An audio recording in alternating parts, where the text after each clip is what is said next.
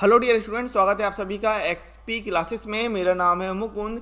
कक्षा 12 गणित के अंतर्गत हम लोग मोस्ट इंपोर्टेंट क्वेश्चन देख रहे थे और मोस्ट इंपोर्टेंट क्वेश्चन की सीरीज के अंतर्गत आज हम लोग बात करने वाले हैं चैप्टर नंबर 1 का, जो आपका फंक्शन वाला कॉन्सेप्ट है। देखो, चैप्टर नंबर 1 में हमारे पास 5 कॉन्सेप्ट होते हैं। उन 5 कॉन्सेप्ट में से आपको 30% जो आपका सिलेबस रिड्यूस हुआ है उसमें सिर्फ 2 कॉन्सेप्ट पढ़ने हैं, एक रिलेशन और एक दूसरा है हमारा फंक्शन। इस वीडियो लेक्चर के अंतर्गत हम लोग बात करने वाले हैं फंक्शन यानी कि फलन के बारे में। ठीक है, वो कोई शादी वाला फंक्शन नहीं है, जस्ट जोक, तो बहुत ही बेकार जोक था, रहने देते हैं। चलिए बात कर लेते हैं। टोटल मोस्ट इंपोर्टेंट क्वेश्चन आपको यहाँ पर कितने लगा लेने हैं ताकि आपको और कहीं पर भी भटकने की जरूरत ना पड़े। और यहाँ पर आप कुल मिलाकर देखिए 16 ये क्वेश्चन आप लोग लगा लीजिए। मात्र 16 क्वेश्चन मैंने आपको यहाँ पर बेहतरीन 1 नंबर वाले बेहतरीन वाले सवाल ले लिए हैं ताकि आपको और कहीं पर भटकने की जरूरत नहीं है। और ये 16 क्वेश्चन फंक्शन के लिए। देखो, एक बात मैं आपको बता दूं कि चैप्टर नंबर 1 से 9 से लेके 10 नंबर तक का पेपर में बनता ही बनता है। तो अगर आप ये क्वेश्चन लगा लेंगे तो आपके 9 से 10 नंबर पक्के हो जाएंगे पूरे बढ़िया तरीके से। तो इन क्वेश्चन को आप अच्छी तरीके से देख लीजिएगा। और सिर्फ 16 सवाल ही तो लिए हैं। अगर 16 सवाल आप लोगों ने अच्छी तरीके से प्रैक्टिस कर लिए तो आपका फलन पूरी तरीके से कंप्लीट हो।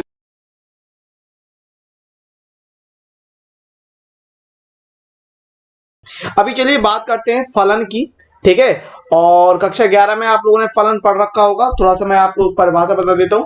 ये एग्जैक्ट परिभाषा नहीं है, मैंने अपने हिसाब से आपको बिल्कुल सरल भाषा में बताइए कि फलन अगर कोई होगा, क्योंकि फलन कुछ और नहीं है, एक संबंध से निकला हुआ टाइप ही है। ठीक है, संबंध का एक खास प्रकार है, एक खास विशेषता रखने वाला संबंध है और कुछ नहीं है फलन। ठीक है, तो फलन की कुछ विशेषता ये होती है, 2 मेन प्रमुख विशेषता है कि प्रांत का कोई भी अवयव छूटना नहीं चाहिए। मतलब प्रांत में कोई भी अवयव ऐसा नहीं होना चाहिए जो छूट जाए। सभी का जो मैपिंग बनना चाहिए, यानी प्रतिचित्रण बनना चाहिए। इन सब पे आते हैं, सभी अक्षरों पे, शब्दों पे प्रतिचित्रण क्या होता है, प्रांत पे क्या होता है। और प्रांत का कोई भी अवयव रिपीट नहीं करना चाहिए, तो वो चीज हो जाती है फलन। ठीक है, ये होती है फलन की विशेषता। अब जरा देख लेते हैं कि भाई कौन कौन से शब्द इस्तेमाल किए गए हैं, कैसे इस्तेमाल किए गए हैं। तो समझिए, देखिए ये जो यहां पर आप समुच्चय देख रहे हो x, ठीक है, तो x समुच्चय के जितने अवयव होंगे, x समुच्चय के जितने अवयव देख पा रहे हो, इसको आप कह देते हो पूरे को प्रांत। क्या बोल देते हो? प्रांत बोल देते हो। ठीक है, और y समुच्चय के जितने अवयव होते हैं उसे को बोल देते हैं अपन सहप्रांत। क्या बोल देते हैं? सहप्रांत। x समुच्चय के सभी अवयवों को अपन बोलते हैं प्रांत, y समुच्चय के प्रत्येक अवयव को अपन बोल रहे हैं सहप्रांत। और यहां पर जितने भी अवयवों का प्रतिचित्रण बन रहा है, आप ये देख पा रहे हो ना, मैपिंग। ठीक है, तो ये जो कनेक्शन होता है ना, ये जो कनेक्शन आप दिखा रहे हो, ये इस कनेक्शन को अपन बोलते हैं प्रतिचित्रण यानी कि मैपिंग। और इसमें जो कनेक्टेड हो रहे हैं, आप देख पा रहे हैं 1 का ए से, 2 का बी से, 3 का सी से और 4 का डी से अपन ने किया। तो यहां पर A B C D connected है, A B C D connected है। तो जो भी कनेक्टेड होता है, जो जो चीजें कनेक्टेड होती हैं उनको बोल देते हैं परिसर। क्या बोल देते हैं? परिसर यानी कि रेंज। ठीक है, अब यहां पर 2 शब्द और इस्तेमाल होते हैं, एक होता है प्रतिबिंब और एक होता है पूर्व प्रतिबिंब, इमेज और प्री इमेज। वो समझ लेते हैं अच्छे से। देखिए क्या होता है। तो प्रांत के लिए, समझना बात को ध्यानपूर्वक, प्रांत के लिए जितने अवयव कनेक्टेड होते हैं, प्रांत के लिए जितने अवयव सह प्रांत में कनेक्टेड होते हैं वो बनाते हैं प्रतिबिंब। क्या बनाते हैं भाई? वो बनाएंगे आपके प्रतिबिंब बनाएंगे। इनको अपन कहेंगे प्रतिबिंब। किसकी प्रतिबिंब? प्रांत की प्रतिबिंब। ठीक है, प्रतिबिंब यानी कि इमेज। क्लियर है बात? प्रांत के लिए जो कनेक्टेड हो रहे हैं, यानी प्रांत के लिए जो कनेक्शन आपको मिल रहा है वो कहलाएंगे प्रतिबिंब यानी कि इमेज। और सह प्रांत के लिए जो कनेक्शन आपको इसमें मिल रहा है, प्रांत में मिल रहा है, सह प्रांत के लिए जो मिलता है उसे अपन कहते हैं पूर्व प्रतिबिंब। क्या कहते हैं भाई? उसे अपन कहते हैं पूर्व प्रतिबिंब यानी कि प्री इमेज। ठीक है, प्री इमेज। तो बात को समझ गए आप? प्रांत के लिए जो कनेक्टेड हो रहा है उसको अपन कहते हैं इमेज यानी कि प्रतिबिंब, प्रांत की प्रतिबिंब। और सह प्रांत के लिए जो कनेक्शन हो रहा है, जो सह प्रांत के लिए आपको कनेक्शन मिला प्रांत में, वो कहलाता है पूर्व प्रतिबिंब यानी कि प्री इमेज। ठीक है, तो ये आपको अच्छे से ध्यान पूर्वक रखना है कि प्रतिबिंब क्या होता है, पूर्व प्रतिबिंब क्या है, प्रांत, परिसर और सह प्रांत, ये आपको अच्छे से ध्यान रखना है। ठीक है, तो प्रांत आपने देखा कि भाई डोमेन क्या है, प्रांत क्या है, 1 2 3 4 पूरा का पूरा एक्स जो पहला आपका समुच्चय है, जो पहला समुच्चय है पूरा का पूरा वो प्रांत हो जाएगा। सह प्रांत क्या होता है, जो पूरा का पूरा आपका वाई था, जो पूरा का पूरा वाई था वो आपका सह प्रांत हो जाता है, A B C D E. और जो कनेक्टेड हुए थे, जो कनेक्टेड हुए थे वो कहलाता है परसर, ए बी सी डी ये कहलाएंगे आपके परसर। तो प्रांत, सह प्रांत, परसर आप समझ गए, प्रतिबिंब समझ गए, पूर्व प्रतिबिंब समझ गए, ठीक है। अब आते हैं फलन के प्रकार पर, टाइप्स ऑफ फंक्शन। अच्छा यहां पर मैं आपको एक बार और समझा दूं फलन की परिभाषा के बारे में कि प्रांत का कोई भी अवयव छूटना नहीं चाहिए, यानी कि जो पहले आप समुच्चय देख रहे हो ना उसका कोई भी अवयव छूटता नहीं है, सभी के सभी कनेक्टेड होते हैं। ये कहलाती है फलन की पहली विशेषता। फलन की विशेषताओं में है कि प्रांत का कोई भी अवयव छूटना नहीं चाहिए और प्रांत का कोई भी अवयव रिपीट नहीं करना चाहिए। ये मुख्य खासियत होती है फलन की कि प्रांत का प्रत्येक अवयव कनेक्टेड होना चाहिए और प्रांत का कोई भी अवयव रिपीट नहीं करना चाहिए, ठीक है ना। ये होती है फलन की परिभाषा। अब आ जाओ फलन के प्रकार पर, टाइप्स ऑफ फंक्शन। तो आपको पढ़ना है भाई एक एक ही अथवा एक एक फलन, इसको अपन वन वन और इंजेक्टिव फंक्शन बोलते हैं, ठीक है। अब इसका आप देख पा रहे हो नाम से ही स्पष्ट है, एक एक ही फलन, एक एक फलन या एक एक ही फलन मतलब सिंगल सिंगल कनेक्शन।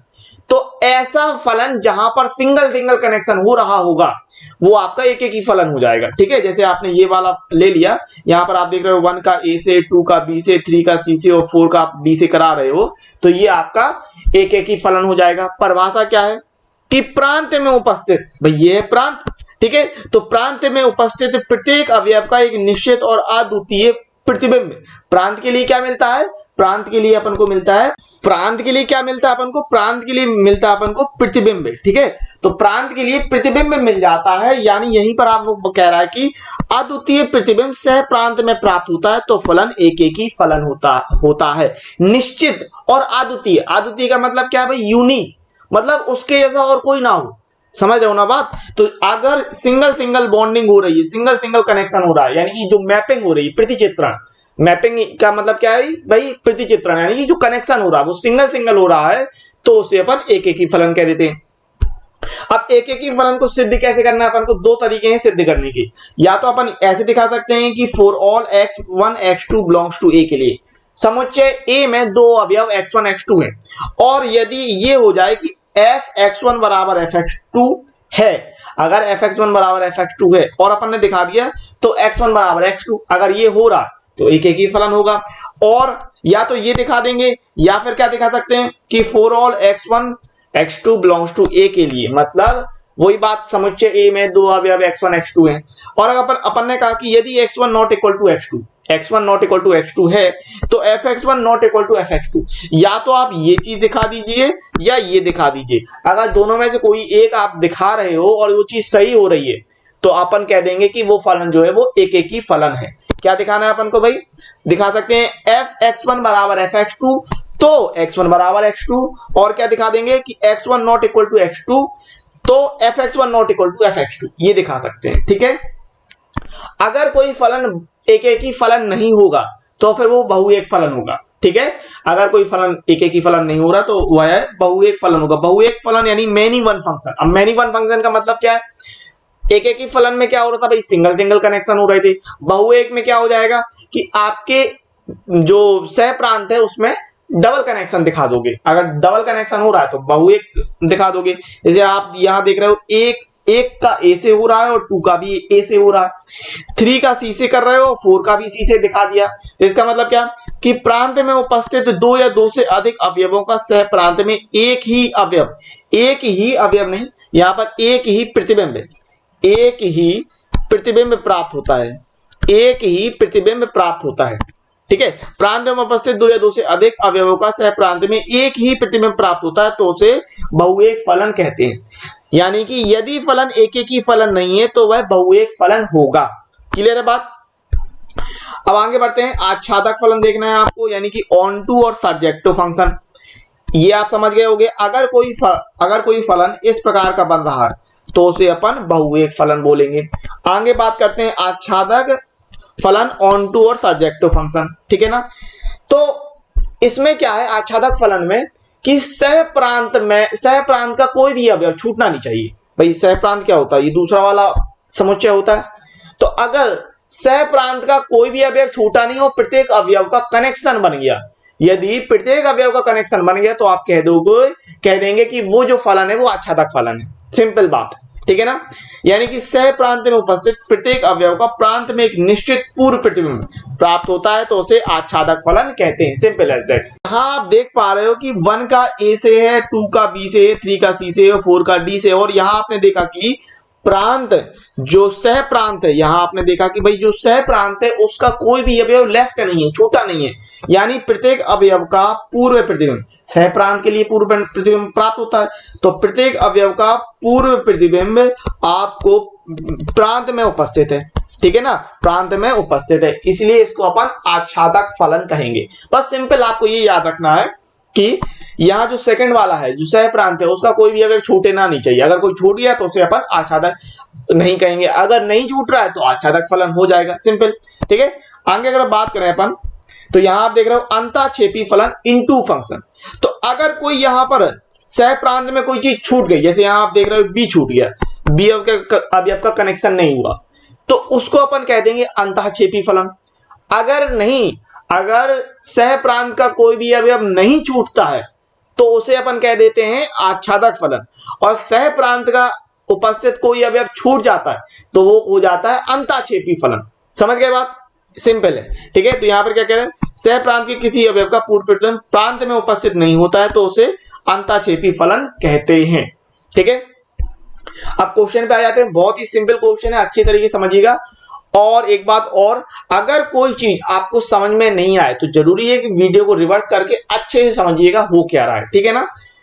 तो नेक्स्ट क्वेश्चन है आपके पास, एफ एक्स बराबर एक्स क्यू द्वारा परिभाषित फलन एफ आर से आर में है, आपको दिया है क्या फलन एक एक की और आच्छादक है, ये आपको इनको दिखाना है, ठीक है। तो ये बात समझिए, एक एक की अगर मैं बात करता हूं एक एक की फलन की, ठीक है, क्या दिखा रहे हैं अपन, एक एक की। तो एक एक के लिए क्या दिखा दिया भाई, अपन ने मान लिया, माना x1, माना x1 x2 belongs to r, ठीक है भाई आपको क्या कह रहा था, r दिया था ना, तो x1 x2 belongs to r ले लिया। ओके, तो यहां से आप दिखा दोगे कि यदि x1 नॉट इक्वल टू, समझना बात, यदि x1 not equal to x2 तो दोनों पक्षों का घन कर दो, दोनों पक्षों का घन किया तो x1 cube not equal to, यहां एक तो की जगह इंप्लाइज दैट ले लेते हैं, ज्यादा बेहतर, x1 cube not equal to x2 cube, दोनों पक्षों का घन किया। तो यहां से आपने क्या बताया, तो भाई यहां पर आपने देखा था fx जो है, fx बराबर क्या था, fx बराबर x क्यूब था, तो x क्यूब x1 क्यूब क्या हो जाएगा, fx1 हो जाएगा, तो fx1 not equal to fx2। और ये चीज अपन ने पढ़ी थी, ठीक है, एक एक के लिए मैंने आपको यही तो समझाया था। तो यहां से आपने क्या कह दिया, इसलिए f एक एक की फलन है, इसलिए f एक एक की फलन है, ये आप दिखा दोगे इस प्रकार से, ठीक है। इसके बाद बात करते हैं आच्छादक की। आच्छादक आपको कैसे दिखाना है समझो। तो आपको दिया है fx बराबर, चूंकि fx बराबर x क्यूब, और fx की जगह अपन क्या रखते हैं, y रखते हैं, मैंने आपको ऊपर बताया fx की जगह क्या रखना है अपन को, y, x क्यूब। तो यहां से आपने x का मान निकाला, y की पावर 1/3। अच्छा, y की पावर 1/3, और किसी भी संख्या का अगर घनमूल निकालें, किसी भी संख्या का घनमूल निकालें तो वो एक वास्तविक संख्या प्राप्त होती है। किसी भी संख्या का अगर आपने घनमूल निकाला तो वह एक आपको वास्तविक संख्या प्राप्त होगी, ठीक है। तो यहां से आप कह दोगे कि चूंकि प्रत्येक वास्तविक संख्या का घनमूल एक वास्तविक संख्या होता है, चूंकि प्रत्येक वास्तविक संख्या का घनमूल एक वास्तविक संख्या होता है, इसलिए फलन f आच्छादक फलन है। तो यहां से आपने कहा कि दिया हुआ फलन एक एक ही फलन और आच्छादक फलन दोनों ही है, ठीक है। कह रहे हैं कि चूंकि प्रत्येक वास्तविक संख्या का घनमूल एक वास्तविक संख्या होता है, भाई प्रत्येक वास्तविक संख्या का घनमूल एक वास्तविक संख्या होता है, आपको ये मिलेगा, ठीक है। इसलिए सह प्रांत में उपस्थित प्रत्येक संख्या का प्रतिबिंब प्रांत में उपस्थित होगा। सह प्रांत में उपस्थित प्रत्येक संख्या या प्रत्येक अवयव, सह प्रांत में उपस्थित प्रत्येक अवयव का पूर्व प्रतिबिंब प्रांत में उपस्थित होगा, इसीलिए f आच्छादक फलन है, ठीक है। तो यहां से आप कह सकते हो कि अतः फलन f एक एक ही तथा आच्छादक फलन है, एक एक ही भी है और आच्छादक फलन भी है, ठीक है। और ये आप ध्यान रख सकते हो, ये क्वेश्चन 2020 में आया हुआ क्वेश्चन है, 2020 के में आपको ये वाला क्वेश्चन पूछा गया था। अगला क्वेश्चन देखते हैं। ठीक है। नेक्स्ट क्वेश्चन है कि एफ एक्स बराबर 3x द्वारा परिभाषित फलन एफ आर से आर में r टेंड्स टू आर है, तो क्या फलन एक की व आच्छादक है? ये 2019 में पूछा गया सवाल है आपका, एक की और आच्छादक के लिए। ठीक है, सिंपल सवाल है। देखिए भाई, आपको क्या दिया है, फलन दिया है, आपसे कह रहा फलन f such that r tends to r, f such that r tends to r, और यहां वो कह रहा है fx बराबर 3x। तो एक की बात करते हैं, एक की। ठीक है, कैसे दिखाना एक की, मैंने आपको बता रखा है कि for all x1 x2 belongs to r, x1 और x2 दो वास्तविक संख्या है, ये अपन ने ले लिया।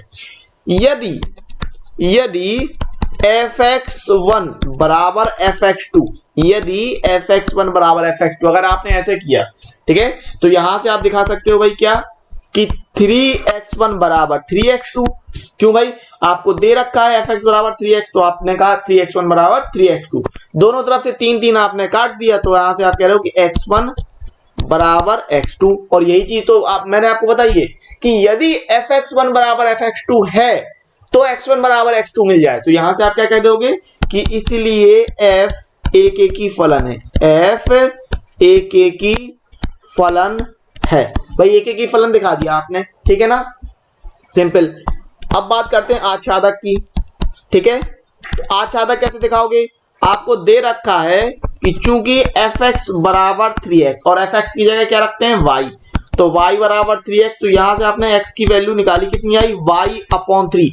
और ये समझो y/3 भी एक वास्तविक संख्या होगी कि नहीं होगी, अगर आपने y का कुछ मान रखा तो y/3 भी आपको एक वास्तविक संख्या प्राप्त होगी, तो y/3 बिलोंग्स टू r। यहां से आप क्या कह रहे हो कि इसलिए सह प्रांत में उपस्थित प्रत्येक अवयव का, सह प्रांत में उपस्थित प्रत्येक अवयव के लिए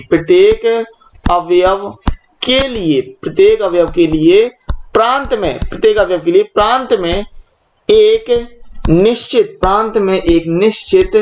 पूर्व प्रतिबिंब, एक प्रांत में सह प्रांत के लिए क्या प्राप्त होता है, पूर्व प्रतिबिंब। याद रखना, प्रांत के लिए प्रतिबिंब, सह प्रांत के लिए पूर्व प्रतिबिंब। ठीक है, अच्छे से याद रखना। तो यहां से आप कह रहे हैं कि सह प्रांत में उपस्थित प्रत्येक अवयव के लिए प्रांत में एक निश्चित पूर्व प्रतिबिंब प्राप्त होता है।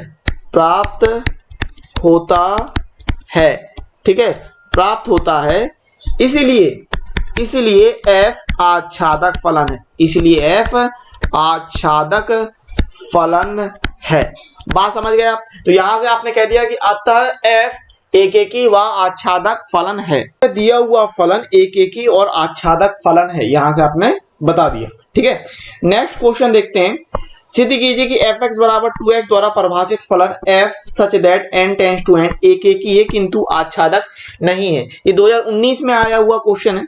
ठीक है, 2019 में आपसे पूछा गया था, बहुत ही सिंपल सवाल है, कोई दिक्कत नहीं है। फलन दिया है n से n में, यानी कि प्राकृतिक संख्या से प्राकृतिक संख्या में।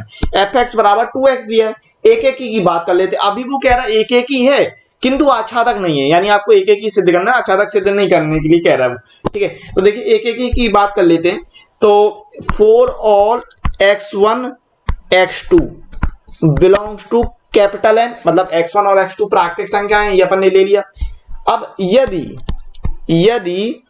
fx1 बराबर fx2, यही दिखाते हैं कि नहीं अपन, fx1 बराबर fx2, तो यहां से आप कह देंगे कि भाई 2x1 बराबर 2x2, दोनों तरफ से कट जाएगा, तो यहां से कह रहे हैं कि x1 बराबर x2। इसलिए आपने बता दिया कि इसलिए f एक की फलन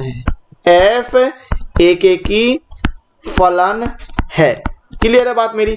अब बात कर लेते हैं आच्छादक की। ठीक है, बहुत ही सिंपल चीज है, कुछ नहीं है आच्छादक। तो आच्छादक में क्या दिखाएंगे कि चूंकि आपको दे क्या रखा भाई, fx बराबर 2x, तो यहां से आपको पता है fx की क्या लेते हैं, y, तो fx बराबर 2x है, y बराबर 2x कर दिया, x का मान निकाला y/2। अब समझो, जो स्मॉल x है वो भी कैपिटल N को बता रहा, और जो स्मॉल y है वो भी कैपिटल N को बता रहा। ठीक है ना, फलन क्या था आपका, फलन n से n में था, और ये समझिए ये वाला जो n है, ये वाला n, ये स्मॉल x को बता रहा, और ये वाला n स्मॉल y को बता रहा। ठीक है, समझे बात मेरी, है ना।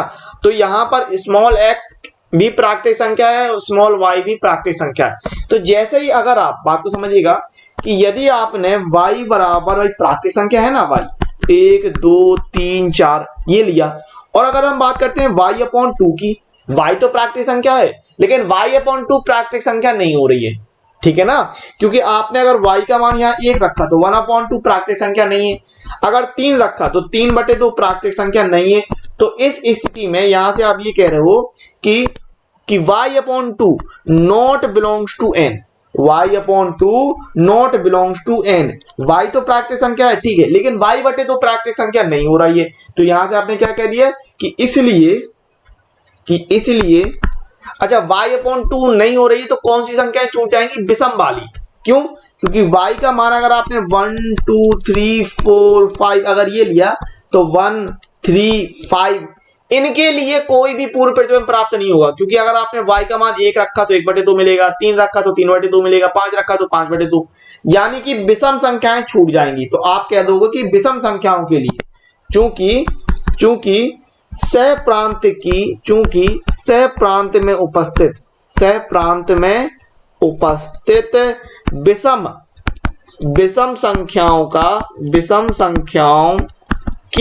विषम संख्याओं के लिए कोई पूर्व प्रतिबिंब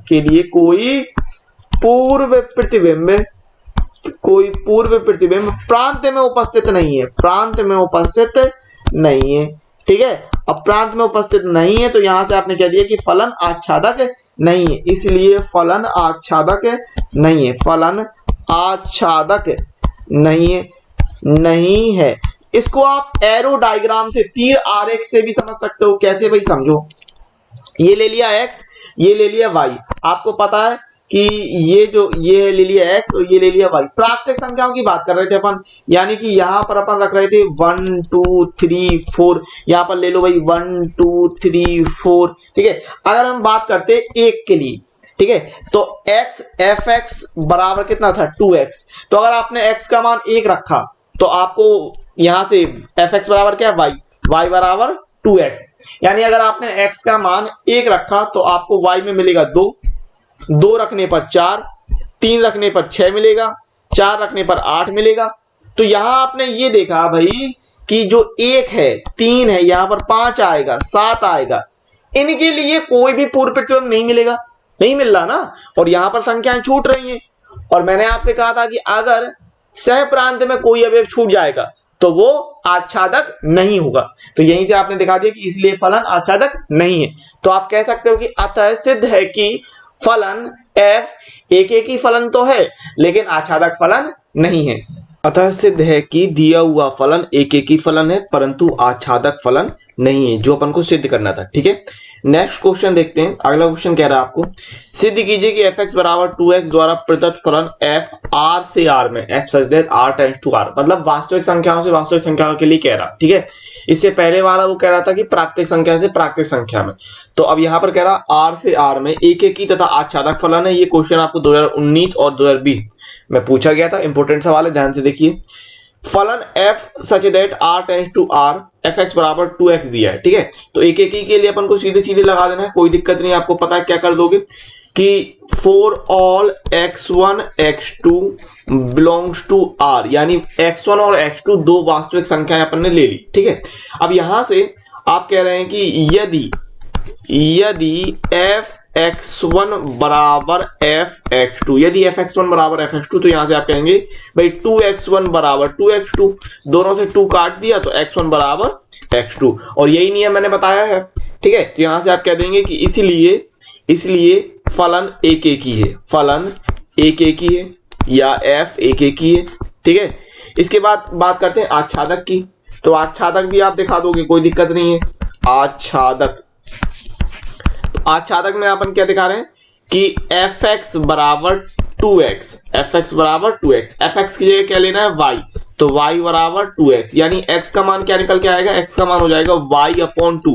तो आपको पता है भाई यहाँ पर x भी वास्तविक संख्या है और y भी वास्तविक संख्या है, ठीक है। अब ये चीज सोचो, अगर आप वास्तविक संख्या में 2 का भाग कर दोगे तो वहां से अपन को क्या मिलेगा, तब भी वास्तविक संख्या ही प्राप्त होगी। तो y/2 भी एक वास्तविक संख्या है, इसलिए आप यहां से कह दोगे कि इसलिए f आच्छादक है, इसलिए f आच्छादक फलन है। ठीक है ना, आच्छादक फलन। तो यहां से आप कह रहे हो कि अतः सिद्ध है कि दिया हुआ फलन एकेकी और आच्छादक है, क्योंकि सह प्रांत की प्रत्येक वास्तविक संख्या के लिए प्रांत में एक निश्चित पूर्व प्रतिबिंब उपस्थित है।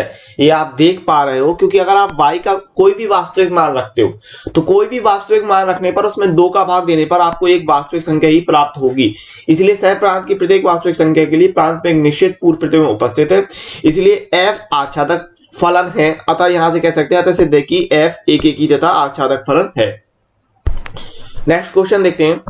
अगला क्वेश्चन आपको दिया है कि यदि फलन f such that q tends to q, अब यहाँ q परमेय संख्या के बारे में बात कर रहा है, ठीक है, fx बराबर 3x-4 for all x belongs to q से परिभाषित है, तो सिद्ध कीजिए कि f एकेकी तथा आच्छादक फलन है जहां q परमेय संख्याओं का समुच्चय है। 2020 में आया हुआ क्वेश्चन है ये, ठीक है। तो अपने पास फलन है fx बराबर ये दिया और x कह रहा है परमेय संख्या को बता रहा है। तो एकेकी के बारे में अगर हम बात करते हैं तो आपको क्या लेना भाई, मैंने बता रखा है कि 2 चीजें ले ली कि माना for all x1 x2 belongs to q, ठीक है, x1 और x2 2 परमेय संख्याएं अपने ले ली। तो यदि fx1 बराबर fx2, तो हम यहां से दिखा देंगे कि भाई x1 बराबर x2, ठीक है। तो fx1 कितना निकल के आएगा, अगर बात करें तो ये हो जाएगा 3x1 - 4 बराबर 3x2 - 4। तो -4 दोनों तरफ से कटेगा तो ये हो जाएगा 3x1 बराबर 3x2 और 3 और 3 दोनों तरफ से कट जाएगा तो यहां से आपको मिल जाएगा x1 बराबर x2। तो यहां से कह रहे हो भाई इसलिए f एकेकी है, एकेकी फलन है, ठीक है, इसलिए f एकेकी है। अब बात करते हैं आच्छादक की, तो सिंपली आच्छादक दिखा दोगे, कोई दिक्कत नहीं है ना। आच्छादक, तो आच्छादक में अपन को दे क्या रखा है भाई, fx बराबर 3x - 4 ये दिया। तो यहां से fx की जगह क्या y बराबर 3x - 4 यानी कि y + 4 का पक्षांतर किया 3x, तो x की वैल्यू आ गई यहां से y + 4/3। अब एक चीज समझो, अगर चूंकि x और y दोनों ही परमेय संख्या को बता रहा है कि नहीं बता रहा, x और y दोनों ही परमेय संख्या को बता रहा, तो अगर आप y का कुछ भी मान रखो, यानी कि कोई भी परमेय संख्या y की जगह रखो और उसमें 4 जोड़ के 3 का भाग कर रहे हो, तो वहां से आपको जो भी मिलेगा वो एक परमेय संख्या ही होगी। जो कुछ भी मिलेगा वो आपको एक परमेय संख्या ही देगा। तो यहां से आप कह रहे हो कि चूंकि सह प्रांत में उपस्थित प्रत्येक परमेय संख्या के लिए, चूंकि सह प्रांत में उपस्थित, सह प्रांत कौन सा, ये दूसरा वाला, ठीक है ना, प्रांत होता है पहला वाला और सह प्रांत दूसरा वाला। तो सह प्रांत में उपस्थित प्रत्येक संख्या के लिए, प्रत्येक परमेय संख्या के लिए प्रांत में एक निश्चित पूर्व प्रतिबिंब उपस्थित है, इसलिए f आच्छादक फलन है। तो यहां से कह दोगे अतः सिद्ध है कि दिया हुआ फलन एकेकी और आच्छादक। चूंकि सह प्रांत में उपस्थित प्रत्येक परमेय संख्या के लिए प्रांत में एक निश्चित पूर्व प्रतिबिंब उपस्थित है। तो यहां से आपने देखा था कि अगर y का कोई भी परमेय संख्या, अगर y की जगह कोई भी परमेय संख्या रखते हैं और उसमें 4 जोड़ के 3 का भाग करेंगे तो आपको निश्चित तौर पे एक परमेय संख्या ही प्राप्त होगी, ठीक है ना। वहां से जो कुछ भी आएगा वो एक परमेय संख्या ही मिलेगी। तो यहां से आप कह रहे हैं इसलिए f आच्छादक है, तो अतः सिद्ध है कि दिया हुआ फलन एकेकी तथा आच्छादक है, ठीक है। नेक्स्ट क्वेश्चन देखते हैं और कह रहा है कि सिद्ध कीजिए कि fx बराबर x² द्वारा परिभाषित फलन f such that r tends to r, यानी वास्तविक संख्या से वास्तविक संख्या में ना तो एकेकी है और ना आच्छादक है। 2019 और 2020 में पूछा गया एक क्वेश्चन है और बहुत ही सिंपल सवाल है, देख लेते हैं। ये फलन दिया है fx बराबर x² दे रहा। अब एकेकी की अगर अपन बात करते हैं एकेकी के लिए, तो r से r में कह रहा वास्तविक संख्या से वास्तविक संख्या में, तो यहां पर अपन ने मान लिया कि माना, समझना बात को, माना x1 बराबर 1 और x2 बराबर -1। तो मैंने आपको एकेकी सिद्ध करने के लिए 2 चीजें बताई हैं। पहली चीज बताया कि यदि fx1 बराबर fx2 तो आप बता दोगे x1 बराबर x2, ठीक है, याद रखना। दूसरा मैंने बताया कि यदि x1 not equal to x2, x1 x2 के बराबर नहीं है, तो आप दिखा दोगे कि fx1 बराबर नहीं है fx2 के, fx1 not equal to fx2 ये दिखाओगे, ठीक है। तो यहां पर अपन दूसरा वाला ले रहे हैं कि x1 not equal to x2, क्योंकि x1 का मान 1 ले लिया और x2 का मान -1 ले लिया, तो यहां से x1 और x2 तो बराबर नहीं है। लेकिन जैसे ही आपने fx1 रखा तो यहां से आप देख रहे हो भाई fx1 का मतलब क्या, x1 स्क्वायर, x1 का मान कितना 1 का स्क्वायर यानी 1, और fx2 निकाला अगर आपने fx2, तो यहां से देख रहे हो भाई fx2 का मतलब क्या है x2 स्क्वायर, x2 का मान कितना -1 का स्क्वायर, और -1 का स्क्वायर कितना 1। तो यहां से आपने देखा कि चूंकि x1 not equal to x2, लेकिन fx1 बराबर fx2 है ना, जबकि ऐसा नहीं होना चाहिए था। मैंने आपसे कहा था कि यदि x1 not equal to x2 है तो आप दिखाओगे fx1 not equal to fx2, लेकिन यहां तो हो गया fx1 बराबर fx2। तो यहां से आप क्या कह दोगे कि इसलिए f एक की फलन नहीं है, f एक की फलन नहीं है। क्लियर है बात मेरी, ठीक है। अब बात करते हैं आच्छादक फलन के लिए। आच्छादक के लिए आप क्या दिखा रहे हो भाई, आच्छादक, तो अपन को fx बराबर क्या दिया है, fx बराबर दिया है x स्क्वायर, fx की जगह y, तो y बराबर x स्क्वायर। अच्छा, x स्क्वायर का वर्ग है तो यहां से अगर आप x की वैल्यू निकालोगे तो √y आ जाएगा, ठीक है। अब एक चीज समझो, √y तो ठीक है, लेकिन क्या √y हर बार वास्तविक संख्या को दिखाएगा, नहीं दिखाएगा। क्यों? क्योंकि जैसे ही आपने y का मान निगेटिव रखा, जैसे ही आपने y का मान निगेटिव रखा, तो y का मान निगेटिव रखने पर वो इमेजिनरी नंबर बन जाएगा, ठीक है ना, इमेजिनरी नंबर, क्योंकि अंडर रूट के अंदर निगेटिव संख्या नहीं होती है। तो √y हर एक संख्या के लिए नॉट बिलोंग्स टू r रहेगा, ठीक है ना, हर एक संख्या के लिए। यहां पर आप दिखाओगे कि y के निगेटिव संख्या के लिए, ऋणात्मक संख्या के लिए, निगेटिव संख्या के लिए √y एक वास्तविक संख्या नहीं होगा, ठीक है। तो इसीलिए f आच्छादक फलन नहीं है। तो यहां से आप दिखा दोगे कि अतः सिद्ध है कि f ना तो एक ही फलन है और ना ही आच्छादक फलन है। चूंकि y बिलोंग्स टू r ऋणात्मक संख्याओं के लिए, अब y तो वास्तविक संख्या को बता रहा, लेकिन √y में अगर आप y के लिए, √y के लिए अगर आप वहां पर y में नेगेटिव संख्या रखते हो तो फिर वो नॉट बिलोंग टू r हो जाएगा, ठीक है। तो चूंकि सह प्रांत में उपस्थित ऋणात्मक संख्याओं के लिए प्रांत में कोई भी पूर्व प्रतिबिंब उपस्थित नहीं है, तो यहां से आप क्या देंगे कि अतः f आच्छादक फलन नहीं है। अतः सिद्ध है कि दिया हुआ फलन ना तो एक ही है और ना आच्छादक है। अगला क्वेश्चन दिया है कि सिद्ध कीजिए कि f1 बराबर f2 बराबर 1 तथा x ग्रेटर देन 2, मतलब x का मान 2 से बड़े के लिए, जब x का मान 2 से बड़ा है तब के लिए fx बराबर x-1 द्वारा परिभाषित f such that n tends to n, और ये n से n में कह रहा प्राकृतिक संख्या से प्राकृतिक संख्या में, ठीक है ना। आच्छादक तो है परंतु एक ही नहीं है, 2019 में आया हुआ क्वेश्चन है, फलन दे दिया और ये सारी जानकारी है। एक ही के लिए बात कर लेते हैं। तो यहां पर अपन ने माना कि भाई x1 और x2 प्राकृतिक संख्या है, और अपन ने क्या, मैंने बोला दो तरीके आपको पता रखने हैं। यहां पर क्या कर लोगे, x1 मान लोगे कि 1 और x2 मान लोगे 2, ठीक है। तो माना x1 बराबर 1 और x2 बराबर 2, ठीक है। तो यहां पर आप देख पा रहे हैं कि चूंकि fx1 बराबर f1 बराबर 1 है, ठीक है, और fx2 बराबर कितना f2, x2 की जगह क्या रखना, 2 रखना था, और f2 का मान कितना है 1 है। तो आपने ये देखा कि चूंकि x1 not equal to x2, x1 और x2 तो बराबर नहीं थे, लेकिन fx1 बराबर fx2 ये अपन दिखा रहे हैं, ठीक है। क्योंकि x1 और x2 बराबर नहीं है, लेकिन फिर भी fx1 बराबर fx2 हो गया, तो यहां से आप क्या कह दोगे कि इसलिए f एक ही नहीं है, ठीक है ना, f एक ही नहीं है। अब बात कर लेते हैं आच्छादक की। आच्छादक, ठीक है, आच्छादक, तो आच्छादक में भाई क्या दिया अपन को, fx बराबर x-1, fx बराबर x-1, तो यहां से y की वैल्यू निकाल, fx की y, तो x की वैल्यू निकालते हैं, x बराबर कितना हो जाएगा, x बराबर हो जाएगा y प्लस 1।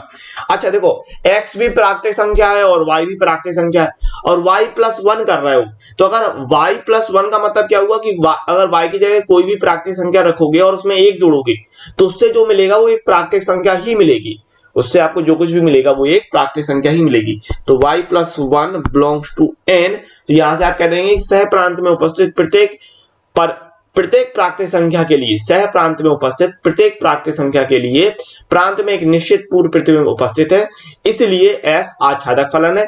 अतः सिद्ध है कि दिया हुआ फलन एक ही फलन तो नहीं है लेकिन आच्छादक फलन है। चूंकि सह प्रांत में उपस्थित प्रत्येक प्राकृतिक संख्या के लिए प्रांत में एक निश्चित पूर्व प्रतिबिंब उपस्थित है, ठीक है, तो इसलिए आच्छादक फलन है, इसलिए f जो है वो आच्छादक फलन है। यहां से आप सिद्ध कर रहे हो। तो अतः सिद्ध है कि दिया हुआ फलन एक ही नहीं है लेकिन आच्छादक है, ये आपको सिद्ध करना था, सिद्ध कर दिया, ठीक है। नेक्स्ट क्वेश्चन देखते हैं। अगला क्वेश्चन दिया आपको, सिद्ध कीजिए कि f such that r tends to r के लिए fx बराबर दे दिया आपको इस प्रकार से, एक चिन्ह फलन दे दिया, ठीक है। जब 1 है तो x ग्रेटर देन 0, मतलब x का मान 0 से बड़ा है तब fx का मान 1 कह रहा है, x बराबर 0 के लिए 0 कह रहा है, और x लेस देन 0 मतलब x का मान 0 से छोटा है, यानी निगेटिव के लिए वो -1 कह रहा। द्वारा प्रदत्त चिन्ह फलन ना तो एक ही है और ना आच्छादक है, ठीक है ना। अब जरा बात को समझिएगा, ना तो एक ही कह रहा ना आच्छादक कह रहा, तो अगर इसका अगर डायग्राम बनाने की आप कोशिश करते हो तो पहली बात तो वास्तविक संख्या कह रहा, ठीक है ना। और अगर मैं बात करूं 0 के लिए, वो 0 कह रहा है, 0 के लिए कनेक्शन करा रहा है 0 से, और 0 के ऊपर जितनी भी निगेटिव संख्याएं हैं उन सबका कनेक्शन -1 से करा रहा। यहां पर आप ये देख पा रहे हो कि नहीं, x लेस देन 0 के लिए -1 मतलब -1 से कनेक्टेड होगा, -2 -1 से कनेक्टेड होगा, -3 -1 से कनेक्टेड होगा, यानी निगेटिव संख्या जितनी भी होंगी, जितनी भी निगेटिव संख्याएं होंगी वो सब -1 से कनेक्टेड हो जाएंगी। और यहां पर 0 से जितनी बड़ी संख्याएं होंगी, यानी 0 greater than x greater then 0, x का मान यदि 0 से बड़ा है, यानी कि जितनी भी धनात्मक संख्या है, पॉजिटिव संख्या है, वो सब कनेक्टेड हो रही हैं 1 से, यानी कि 1 2 3 4 जितनी भी संख्याएं होंगी वो सब 1 से कनेक्टेड हो रही हैं। तो यहां से आप क्या दिखा रहे हो कि जो फलन है वो एक ही नहीं है ना, एक ही के लिए सिंगल बॉन्डिंग होनी चाहिए, तो एक ही नहीं है। और ये भी देख पा रहे हो कि इस यहां पर सह प्रांत में, इस सह प्रांत में एक के ऊपर कितना होगा, -2 -3 -4, तो ये जो संख्याएं ये छूट रही हैं, और इस एक के नीचे कितना होगा, इस एक से बड़ी 2 3 4, ये सारी संख्याएं छूट रही हैं। तो जब संख्याएं छूट रही हैं तो आप कह दोगे कि आच्छादक फलन भी नहीं है। तो सिंपल समझ गए सवाल कैसे करना है आपको। चलिए देखिए सवाल को, और यहां पर आपने ले लिया फलन दे दिया है r से r में, वास्तविक संख्या से वास्तविक संख्या में कह रहा है, और fx इतना दे दिया अपन को, ठीक है। तो अगर मैं बात करता एक की तो यहां पर देख रहे हो for all x greater then 0, यानी कि x सभी x ग्रेटर देन 0 के लिए fx बराबर 1 हो रहा है, अर्थात प्रत्येक धनात्मक संख्या का प्रतिबिंब 1 है। और for all x less than 0 के लिए fx बराबर -1, यानी हर एक धनात्मक संख्या के लिए तो आपको 1 मिल रहा, और हर एक ऋणात्मक संख्या के लिए आपको -1 मिल रहा। तो यहां से कह रहे हैं एक से अधिक संख्याओं का एक ही प्रतिबिंब प्राप्त हो रहा है, एक से अधिक संख्याओं का एक ही प्रतिबिंब प्राप्त हो रहा है, इसलिए f एक ही फलन नहीं है, सिंपल, ठीक है। फिर आच्छादक की बात कर लेते हैं। तो सह प्रांत में उपस्थित सिर्फ -1 0 और 1 का ही पूर्व प्रतिबिंब प्राप्त हो रहा। आप ये देख पा रहे हो कि सह प्रांत में कौन सी संख्याएं कनेक्टेड हो रही हैं, -1 0 और 1, इनके अलावा जितनी भी संख्या है उनका कोई कनेक्शन ही नहीं मिल रहा है ना, उनका कोई कनेक्शन नहीं मिल रहा, तो हम कह देंगे इसलिए f आच्छादक फलन नहीं है। अतः सिद्ध है कि दिया हुआ फलन ना तो एक ही है और ना आच्छादक है। आप एरो डायग्राम में भी देख सकते हो कि भाई 0 के लिए 0 हो रहा है मैपिंग, -1 के लिए 1 हो रहा है, और -2 के लिए भी 1 हो रहा है, -1 के लिए -1, -2 के लिए भी -1 है ना। तो एक ही फलन नहीं हुआ, सिंगल एक ही के लिए सिंगल होना चाहिए। और यहां आप देख रहे हो 1 के लिए भी 1 हो रहा है, और 2 के लिए भी 1 से ही कनेक्शन हो रहा है ना। और यहां पर आप तो एक ही नहीं है, और ये देख पा रहे हो कि सिर्फ -1 0 और 1 का कनेक्शन हो रहा है, इसके ऊपर -1 से छोटी संख्याएं और 1 से बड़ी संख्याओं का कोई भी मैपिंग, कोई भी प्रतिचित्रण आपको प्राप्त नहीं हो रहा है, ठीक है, कोई भी कनेक्शन नहीं हो रहा है, तो ना तो एक ही होगा और ना ही आच्छादक होगा, ठीक है ना। चलिए नेक्स्ट सवाल देखते हैं, अच्छा सवाल दिया हुआ है। अगला सवाल है कि f such that r tends to, ये कह रहा है x belongs to r such that -1 less than x less than 1, जहां fx बराबर x upon 1 plus mod x, x upon 1 plus mod x x belongs to r द्वारा फलन एक की आच्छादक है, एक ही तथा आच्छादक है। 2019 और 2020 में आए वो क्वेश्चन है ये। तो आपको ये फलन दे दिया है एफ एक्स बराबर X upon 1 plus mod X दे दिया। तो पहली बात तो आपको ये याद होगा कि भाई मॉड एक्स का मतलब क्या होता है। मॉड एक्स बराबर होता है x for x greater than equal to 0 के लिए और minus x for x less than 0 के लिए। ठीक है ना, ये आपको मॉड एक्स के बारे में याद रखना है। मॉड एक्स को कैसे ओपन करते हैं। मॉड एक्स बराबर होता है प्लस का एक्स तब के लिए जहां x greater than equal to 0 है और माइनस एक्स जब x लेस देन 0 है, मतलब x लेस देन 0 मतलब निगेटिव संख्याओं के लिए। तभी तो जब आप x का मान यहां पर x का मान -1 -2 -3 रखते हो और फिर जब x का मान -1 -2 -3 यहां पुट करते हो तभी तो वो प्लस में हो जाता है ना। इसीलिए तो कहते हैं कि मॉड में जितनी भी संख्याएं होंगी वो सब पॉजिटिव हो जाती हैं। तो जैसे ही आप x का मान ये संख्याएं रखते हो यहाँ पर डॉट डॉट डॉट, तो जैसे ही आपने यहाँ पर रखा तो पहले से माइनस है और यहाँ पर भी एक माइनस है, तो वो क्या कर देता है माइनस माइनस प्लस कर देता है। ठीक है, तो अब बात करते हैं एक की। एक कैसे दिखाना है अपन को, एक की। ठीक है, तो यहाँ पर आपके दो केस बनने हैं। फर्स्ट यहाँ पर आपके दो केस बनने हैं। पहले केस में क्या कि जब x greater than equal to 0 मतलब x का मान 0 से बड़ा 0 के बराबर है तब के लिए। तो यहां पर आप कह रहे हो गई for all x1 x2 belongs to r ले लिया। ठीक है, x1 x2 belongs to r ले लिया। तो यहां से आप क्या दिखा रहे हो कि यदि f(x1) बराबर f(x2), ठीक है, fx1 बराबर fx2 और fx बराबर क्या है भाई, fx बराबर है x upon 1 plus mod x। और जब x greater than equal to 0 ले रहे हो तो x मॉड x का मान कितना रखना है, प्लस x रखना है। तो यहां से आप कह दोगे कि x1 अपॉन 1 प्लस x1 बराबर x2 अपॉन 1 प्लस x2। ठीक है ना, बात को समझिए। देखिए जब x greater than equal to 0 है तो आपको x की जगह क्या, मॉड x की जगह क्या रखना है, मॉड x बराबर x रखना है। इसलिए fx बराबर क्या मिलेगा, fx बराबर मिलेगा आपको x अपॉन 1 प्लस x मिलेगा। ठीक है, अब यहां पर अपन कैची गुणा करेंगे तो ये हो रहा x1 1 प्लस x2 बराबर x2 1 प्लस x1 गुणा कर लेंगे x1 प्लस x1 x2 बराबर x2 प्लस x1 x2। तो ये आप देख रहे हो भाई x1 x2 कैंसिल हो जाएगा। तो यहां से आपने देखा, यहां से आपने कहा कि भाई x1 बराबर x2। ठीक है, एक चीज ये निकाल दी, पहला केस ही हो गया। इसको आप चाहो तो केस लिख सकते हो। ठीक है, case first and case second. ठीक है, केस सेकेंड। तो सेकेंड केस क्या भाई, सेकेंड केस तब घटना लोगे कि जब x लेस देन 0 है।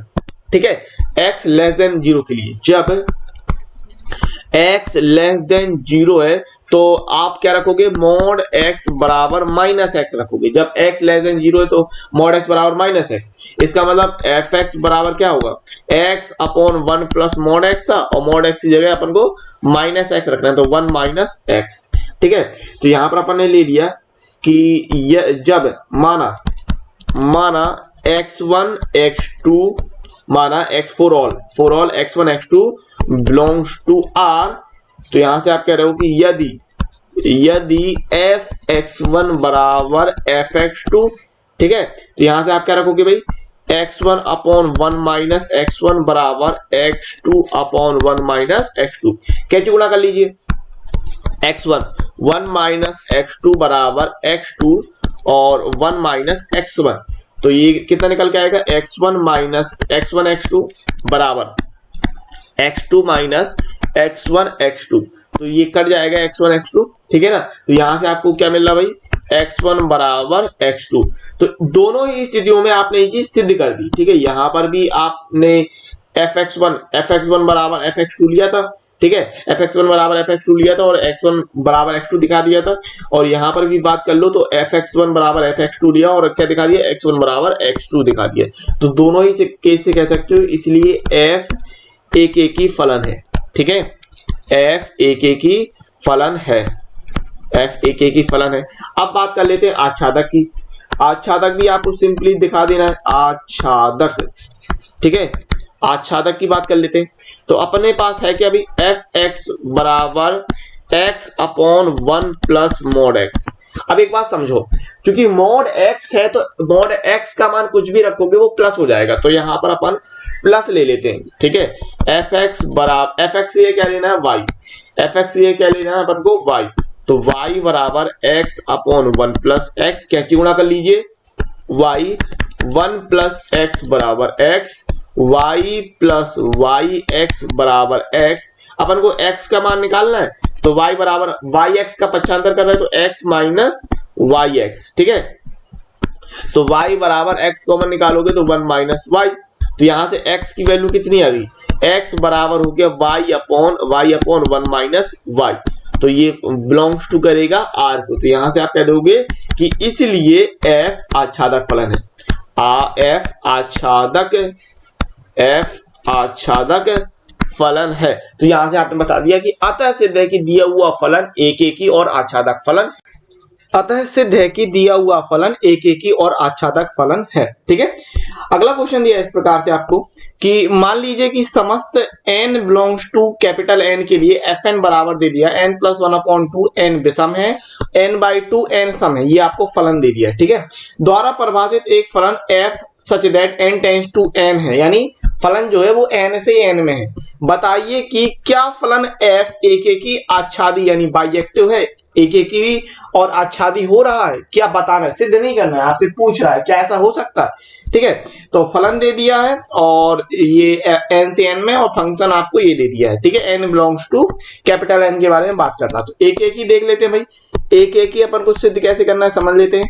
अभी प्राकृतिक संख्या के बारे में बात कर रहा कि नहीं, है ना, क्योंकि n belongs to capital N यानी n की वैल्यू कितनी होगी 1 2 3 4 इस प्रकार से लोगे। तो यहां पर अपन ने मान लिया कि माना n1 बराबर, या तो अब चूंकि n के लिए है इसलिए x नहीं मान रहा है, वरना आप x1 x2 लेके भी कर सकते हैं तो कोई दिक्कत नहीं।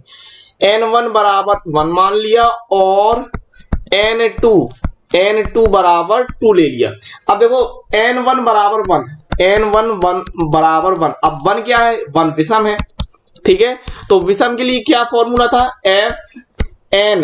fn1 बराबर विषम के लिए विषम वाला लगा दोगे, क्या हो जाएगा n1 प्लस 1/2, यानी कि अपन को n1 की जगह रखना है 1, यहां रख रहे हैं अपन f1 बराबर f1 कितना मान हो जाएगा 1 प्लस 1/2 यानी कि 2/2 यानी कि 1, ठीक है। तो ये हो गया f1 का मान। फिर n2 अपन ने माना, n2 मान लिया 2 जो कि है सम, क्लियर है बात। तो fn2, अब सम के लिए फॉर्मूला क्या था, देखो भाई सम के लिए फॉर्मूला था n/2, तो n/2 n2 का मान रखना अपन को 2, तो ये हो जाएगा 2/2 यानी कि 1। तो यहां पर आपने देखा कि चूंकि n1 not equal to n2 और ये आप देख रहे हो कि fn1 बराबर fn2 है ना, ये हो रहा है कि नहीं भाई। n1 और n2 बराबर नहीं थे, लेकिन आपने ये देखा कि fn1 और fn2 का जो मान निकला वो बराबर आया, तो यहां से आप क्या कह दोगे कि इसलिए f एक एक ही नहीं है, एक एक ही नहीं है, ठीक है, f एक एक ही नहीं है, ये हो गया। आच्छादक कैसे दिखाओगे भाई, आच्छादक, तो आच्छादक के लिए चाहो तो आप ग्राफ के थ्रू बता दो, काफी। आच्छादक की अगर बात करें तो आप इसको सिंपली क्या कीजिए कि वैल्यू लेके उसको आप दिखाइए एरो डायग्राम से, बहुत ही आसान रहेगा, ठीक है। तो फलन आपको दिया है, फंक्शन इस प्रकार से आपको दे रखा है, ठीक है। अभी मैंने क्या किया कि f1 लिया और 1 क्या है, विषम है, तो विषम के लिए आप रखोगे भाई 1 विषम है तो n प्लस 1/2 में रखोगे, यानी 1 प्लस 1/2 बराबर 1 मिलेगा। f2 तो 2 आपका सम है तो n/2 में रखोगे, यानी 2/2 तो 1 मिलेगा। f3 की अगर मैं बात करता तो कितना 3 प्लस 1, चूंकि 3 विषम है यानी n प्लस 1/2 में रखेंगे, 3 प्लस 1/2 यानी 2 मिलेगा। f4 की बात करते तो यहाँ 4/2 बराबर 2 मिलता।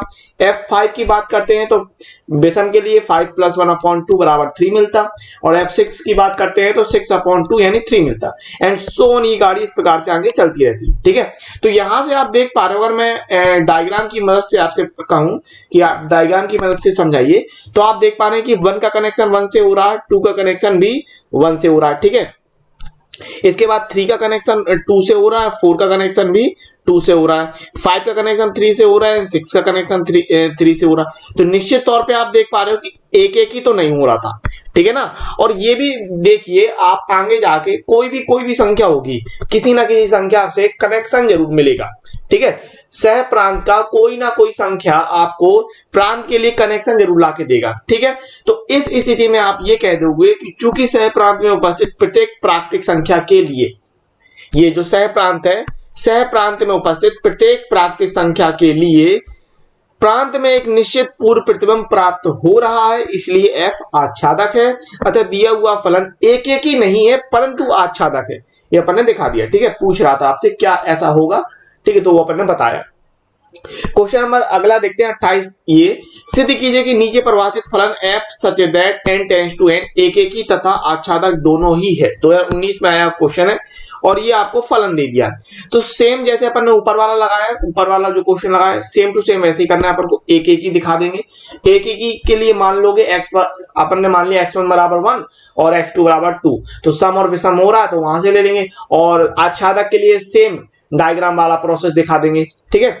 इसका इसमें एक सॉल्यूशन और भी आपको इस प्रकार से सीख सकते हो कि जब x1 और x2 दोनों सम है और जब x1 और x2 दोनों विषम है और x1 सम है x2 विषम है, इस प्रकार से आप सोचोगे तो वो थोड़ा सा लेंदी हो जाता है। इससे चाहिए आप नंबर सोचो, क्योंकि n से n की बात हो रही ना, प्राकृतिक संख्या से प्राकृतिक संख्या की बात हो रही है, वास्तविक के लिए तो बात कर भी नहीं रहा, तो आप आसानी से सोच सकते हो।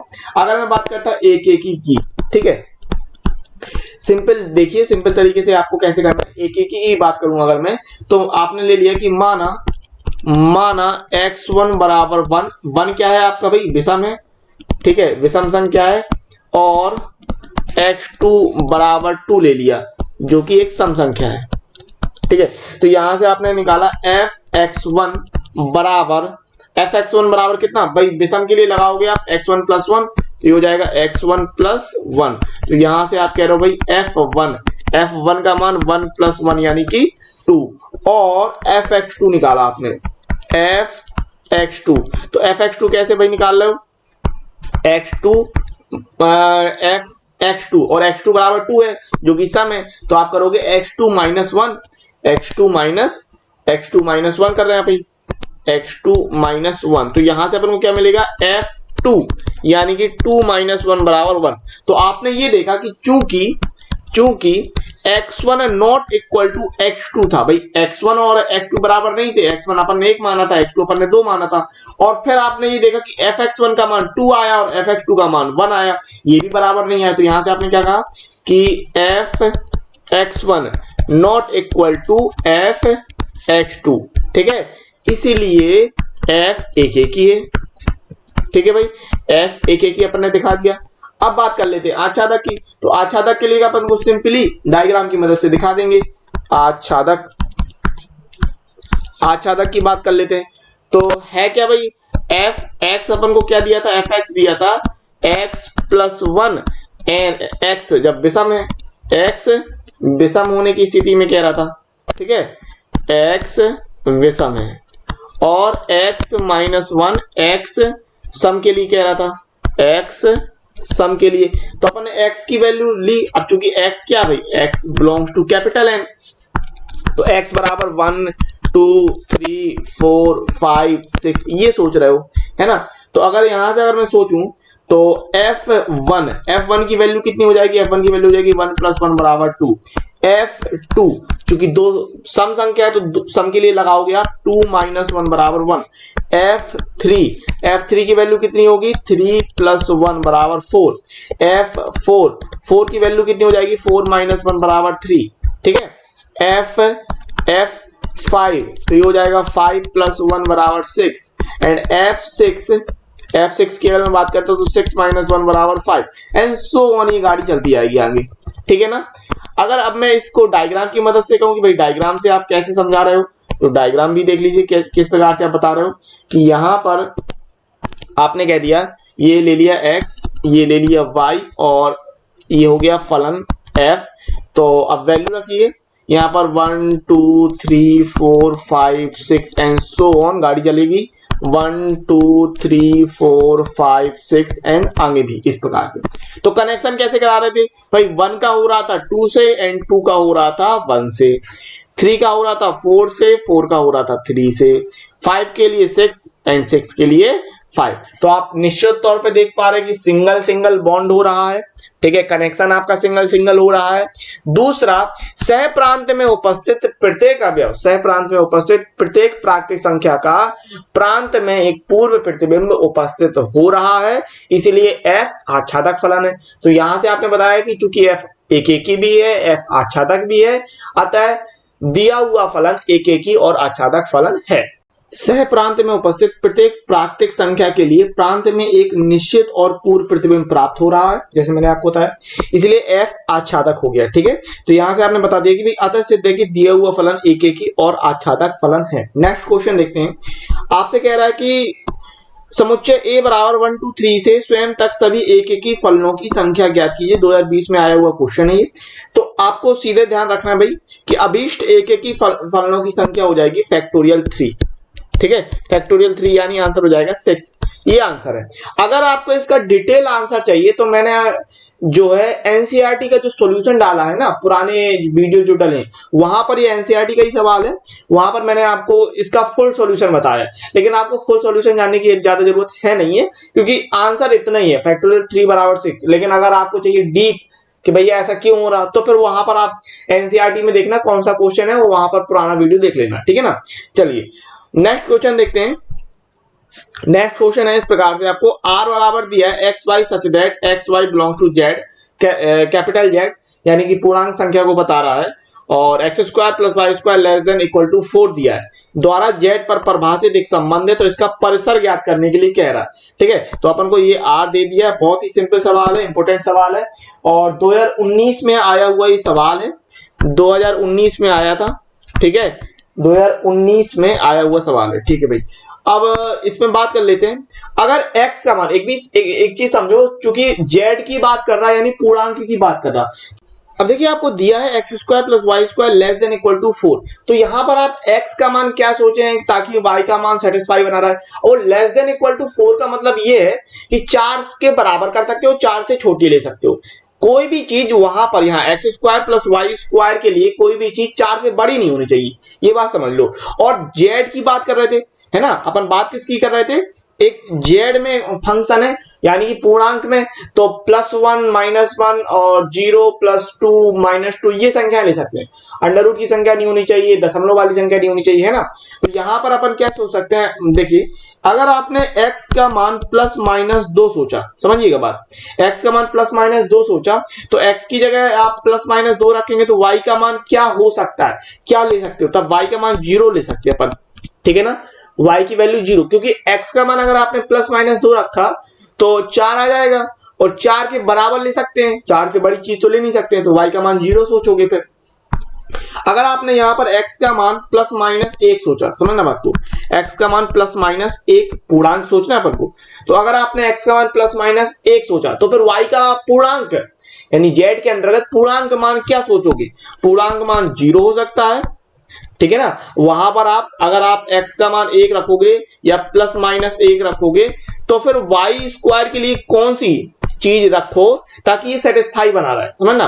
तो यहां मिलेगा 1 प्लस और वाई स्क्वायर लेस देन 4। अब y का मान आप क्या क्या रख सकते हो, y का मान आप 0 रख सकते हो, सेटिस्फाई बना रहेगा, 1 लेस देन 4 आएगा, और आप 1 रख सकते हो तब भी सेटिस्फाई बना रहेगा, और -1 रख सकते हो।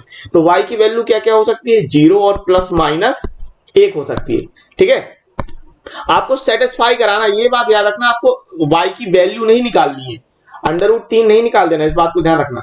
और अगर आपने x का मान 0 सोचा तो y का मान क्या क्या सोच सकते हो, 0 की स्थिति में आप 0 भी ले सकते हो, 0 + 0 लेस देन 4, 0 4 से छोटा बना रहेगा। अगर आप x का मान 0 सोच रहे हो तो y का मान आप +-1 सोच सकते हो, ठीक है ना, क्योंकि अगर आपने x का मान 0 रखा, y का मान +-1 रखा तो 1 मिलेगा जो कि 4 से छोटा है, और आप y का मान +-2 भी सोच सकते हो, ठीक है। तो यहां से आप ये देख रहे हो, ये हो जाएगा भैया प्रांत, और ये वाला सिस्टम हो जाएगा परिसर, ठीक है। और आपसे परिसर पूछ रहा था तो बेसिकली यहां पर आपने बता दिया प्रांत हो जाएगा प्रांत हो जाएगा 0 प्लस माइनस 1 और प्लस माइनस 2। और सेम परसर भी हो जाएगा, यही चीज परसर पूछ रहा था आपसे, परसर कितना हो जाएगा 0 प्लस माइनस 1 भी आ रहा था और प्लस माइनस 2 आ रहा था, तो ये हो जाएगा आंसर। परसर पूछ रहा था तो परसर इतना आ जाएगा। अगला क्वेश्चन देखते हैं, आपको दिया f x बराबर sin x द्वारा प्रदत्त फलन f such that 0 pi by 2 tends to r तथा gx बराबर cos x द्वारा प्रदत्त फलन g सच दैट 0 से पाई बाई 2 बड़े ब्रैकेट में दिया है टेंस टू r पर विचार कीजिए। सिद्ध कीजिए कि f तथा g एक एक ही है, f और g तो एक एक ही हो रहे, परंतु f प्लस g एक एक ही नहीं होगा। ठीक है, ये तीन चीजें अपन को सिद्ध करके दिखानी है। ठीक है, कि f एक एक ही है, g एक एक ही है, लेकिन f प्लस g एक एक ही नहीं है। तो पहले ले लिया अपन ने फलन f के लिए। अब फलन f के लिए अपन को ये सारी चीजें दी हैं। यहाँ पर अपन 0 से पाई बाई 2 का मतलब क्या है भाई, 0 से 90 के बीच के कोण लेने हैं। आप 0 और पाई बाई 2 दोनों को ले सकते हो। ठीक है, तो अपन ने त्रिकोण विधि में जो फॉर्मूले जो अपन ने मान याद किए उनमें से ले लेंगे 0, 30, 45, 60, 90, इनमें से कोई भी एक ले लो, दो ले लेंगे। ठीक है, तो यहां पर अपन ने क्या दिखाया भाई, माना x1 बराबर पाई बाई 6 यानी कि 30 डिग्री ले लिया अपन ने, और x2 बराबर पाई बाई 3। ठीक है, 30 और 60 ले लेते हैं अपन, 30 और 60 के हिसाब से लगा देते हैं। तो यहां से भाई अपन को क्या मिलेगा, अगर मैं बात करूं f की, तो f x1 बराबर हो जाएगा साइन पाई बाई 6, साइन 30 का मान कितना 1/2, और f(x2) कितना हो जाएगा साइन पाई बाई 3, साइन 60 का मान √3/2। तो यहां पर आप देख रहे हो कि चूंकि x1 not equal to x2 था भाई, x1 x2 बराबर नहीं थे, और यहां से आपने देखा और क्या भाई कि fx1 बराबर नॉट इक्वल टू fx2 हो रहा। ठीक है, तो यहां से आपने कह दिया, इसलिए f एक एक ही है, f एक एक ही है। ठीक है, एक एक ही है, एक चीज तो अपने दिखा दी। फिर g के लिए बात कर लेते हैं भाई, g के लिए तो g में क्या दिया था अपन को, g में कह रहा था कि gx बराबर था cos x, और फलन कितने था, फलन था आपका g सच दैट, ये भी यही चीज था 0 से pi by 2 tends to r में। तो यहां पर भी सेम करते हैं, माना x1 बराबर पाई बाई 6 और x2 बराबर पाई बाई 3, 30 डिग्री और 60 डिग्री ले लिया। तो यहां से भाई निकालते हैं gx1 क्या हो जाएगा cos पाई बाई 6, अच्छा cos 30 का मान √3/2, और gx2, तो gx2 यानी cos पाई बाई 3, cos 60 का मान 1/2। तो यहां से आप देख पा रहे हो कि चूंकि x1 not equal to x2, और यहां से आपने दिखा दिया कि gx1 not equal to gx2। ठीक है, इसलिए g एक एक ही है, g जो फलन है वो एक एक ही है, ये हो गया। फिर अपन को दिखाना था f प्लस g के लिए, तो f प्लस g के लिए, ठीक है भाई, f प्लस g की बात कर लेते हैं सिंपली। तो f प्लस g का मतलब क्या हो जाएगा, पहले ये समझ लो।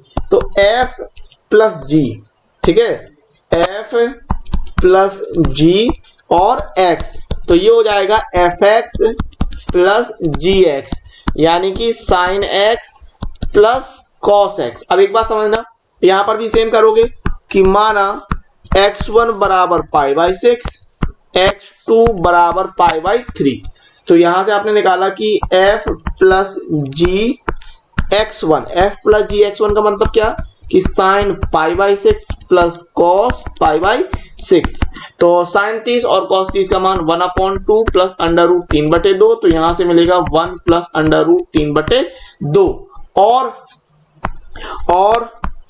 f प्लस जी x2 के लिए निकाल लो भाई, x2 के लिए निकाल लो, यानी sine pi by 3 plus cos pi by 3, तो साइन 60 का मान √3/2 और कॉस 60 का मान 1/2। तो यहां से अगर लासा लोगे 2 का, तो ये भी बन जाएगा 1 प्लस √3।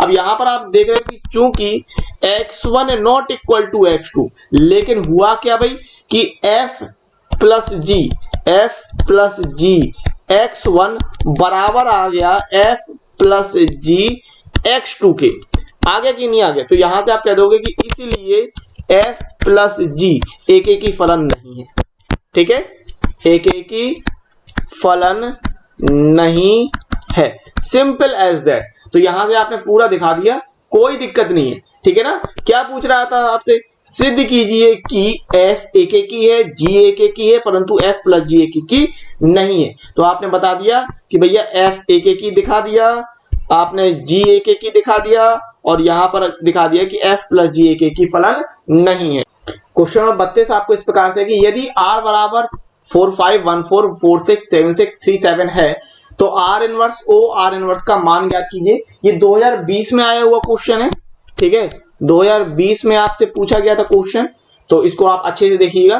तो ये r दे दिया। अब यहां से अगर आपको r इनवर्स निकालना हो, समझना बात को, अगर r इनवर्स निकालना हो तो r इनवर्स क्या हो जाएगा, बस जैसे 4 5 दिया तो इसको आप लिख दोगे 5 4, ठीक है, 1 4 को लिख दोगे 4 1, 6 4 6 को लिख दोगे 6 4, ठीक है, 7 6 को लिख देंगे 6 7, और 3 7 को 7 3, और फिर वो कह रहा आर इनवर्स ओ आर इनवर्स। तो आर इनवर्स ओ आर इनवर्स का मतलब ये है कि भाई यहां पर आर इनवर्स ले लो, यहां पर आर इनवर्स ले लो, और इसके लिए डायग्राम बना लो, ठीक है, इसके लिए डायग्राम बना लो। तो डायग्राम में क्या क्या आएगा भाई देख लेते हैं। ये 5 4, इसके बाद 4 1, फिर 6 4, फिर 6 7 एंड 7 3, फिर यहां पर भी वही चीज आर इनवर्स है, क्योंकि आर इनवर्स ओ आर इनवर्स कर रहे थे अपन। 5 4 4 1 6 4 6 7 एंड 7 3, ठीक है। अब क्या करना है आपको, इस बात को ध्यान रखना कि यहां पर जिन जिन का कनेक्शन हो रहा है, जैसे 4 है, अब 4 यहां पर आपको कहां कहां मिल रहा है, ये मिल रहा है 4 एक जगह और कहीं नहीं मिल रहा, तो 4 का 4 से कनेक्शन करा दिया। एक यहां पर एक दिया, इस जगह पर कहीं एक दिया है स्टार्टिंग में, शुरुआत में नहीं, ठीक है। आपको क्या देखना है, इसका लास्ट पद देखना है, इसका फर्स्ट पद देखना है। तो यहां पर 4 देख रहे हो, यहां पर इस 4 को यहां से भी कनेक्ट कर सकते हो इससे। फिर 7 देख रहे हो, तो यहां से ये 7 इस 7 से कनेक्शन हो जाएगा, और कुछ नहीं, क्योंकि ये एक यहां पर कहीं नहीं है स्टार्टिंग में, और ये 3 का यहां पर स्टार्टिंग में पहला अक्षर कोई नहीं है, तो यहां से आपने आर इनवर्स ओ आर इनवर्स निकाल दिया, ठीक है। आर इनवर्स ओ आर इनवर्स कह रहा था, तो आर इनवर्स ओ आर इनवर्स दिखा दिया। यहां से आप दिखा रहे हो, ये बना आर इनवर्स ओ आर इनवर्स, ये कहलाता है आपका संबंधों का संयोजन, ठीक है, कॉम्बिनेशन ऑफ रिलेशन, संबंधों का संयोजन। चूंकि एक ही सवाल आया है इसलिए मैंने इस पर डीप जाने की ज्यादा जरूरत नहीं समझी, ये एक सवाल है, अच्छे से समझ लीजिए, और कुछ नहीं है इसमें, ठीक है।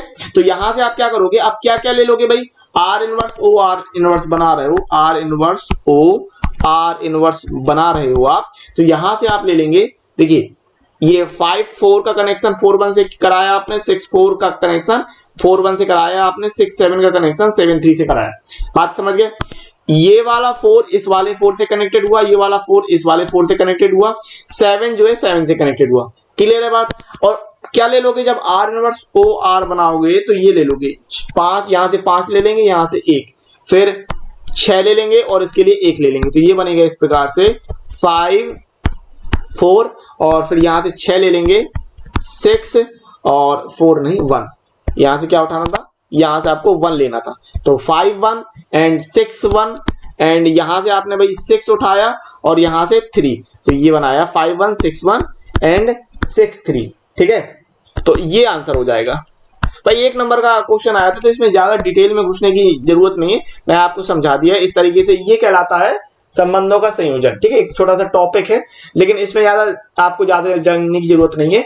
1 नंबर का पिछले साल सवाल आया था, तो मैंने आपको बता दिया। तो ऊपर वाले क्वेश्चन के आधार पर, क्वेश्चन नंबर जो 32 आपने किया है उसके आधार पे आपको मुझे ये सवाल सॉल्व करके बताना है। कमेंट्स बॉक्स में इसका आपको मुझे हर हाल में आंसर बताना है, ठीक है भैया।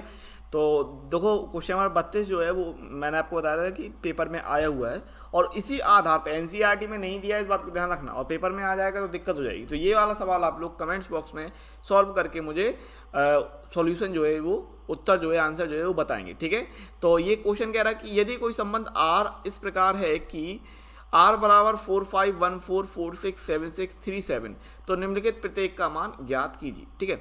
और यहाँ पर 4 सवाल दिए, विकल्प नहीं है, ध्यान रखिए 4 सवाल हैं। पहला सवाल है कि आर ओ आर निकालना है, दूसरा कह रहा आर इनवर्स ओ, आर इनवर्स निकालना है। तीसरा है आर इनवर्स ओ आर निकालना है। और चौथा क्वेश्चन है आर इनवर्स ओ का होल इनवर्स।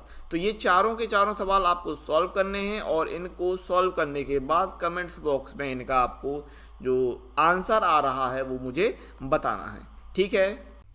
100 आउट ऑफ 100 के लिए आखिर आप क्या पढ़ें, किस तरीके से पढ़ें ताकि आपके 100 आउट ऑफ 100 आ सकें कक्षा 12 गणित के अंतर्गत।